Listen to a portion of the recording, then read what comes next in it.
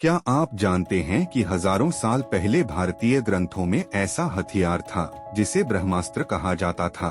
यह हथियार इतना शक्तिशाली था कि पूरे क्षेत्र को बंजर कर सकता था।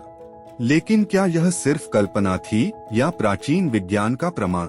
आज हम बात करेंगे ब्रह्मास्त्र और आधुनिक मिसाइल टेक्नोलॉजी के बीच छिपे संबंधों की। महाभारत और रामायण जैसे ग्रंथों में ब्रह्मास्त्र का उल्लेख मिलता है।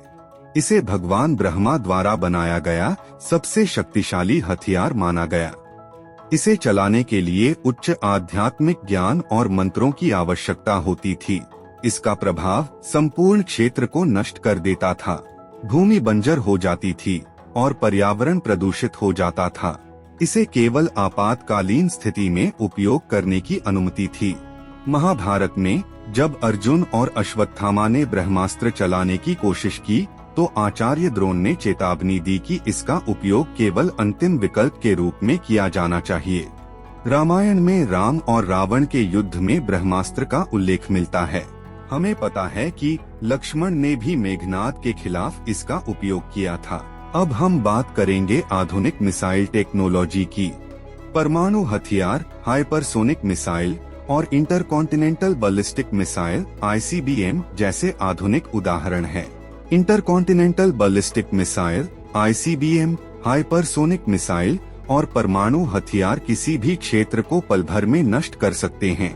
अगर हम ध्यान से देखें तो ब्रह्मास्त्र और आधुनिक मिसाइल टेक्नोलॉजी में कई समानताएं हैं। एक निर्देशित हथियार, ब्रह्मास्त्र को मंत्रों और ध्यान से नियंत्रित किया जाता था। वहीं आधुनिक मिसाइलें GPS और लेजर टेक्नोलॉजी से निर्देशित होती हैं। दो विनाशकारी प्रभाव, ब्रह्मास्त्र भूमि और पर्यावरण को नष्ट करता था। परमाणु बम भी यही करता है।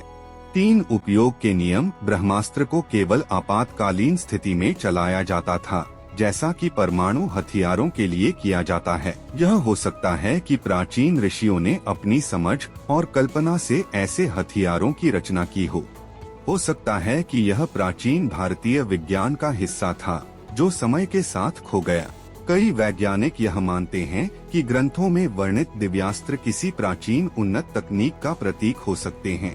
टेक्नोलॉजी का यह ज्ञान समय के साथ खो गया और आज केवल कथाओं में मौजूद है। ब्रह्मास्त्र और आधुनिक मिसाइल टेक्नोलॉजी के बीच समानताएं दिखाती हैं कि भारतीय ग्रंथों में अद्वितीय वैज्ञानिक दृष्टिकोण छिपा हो सकता है।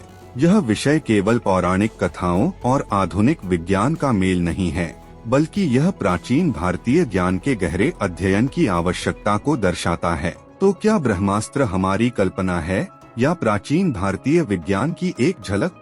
हमारे ग्रंथों में विज्ञान और अध्यात्म का अद्भुत समन्वय है। शायद यह समय है कि हम अपने प्राचीन ज्ञान को गहराई से समझें और उससे प्रेरणा लें। आपके विचार क्या हैं? हमें कमेंट्स में जरूर बताएं।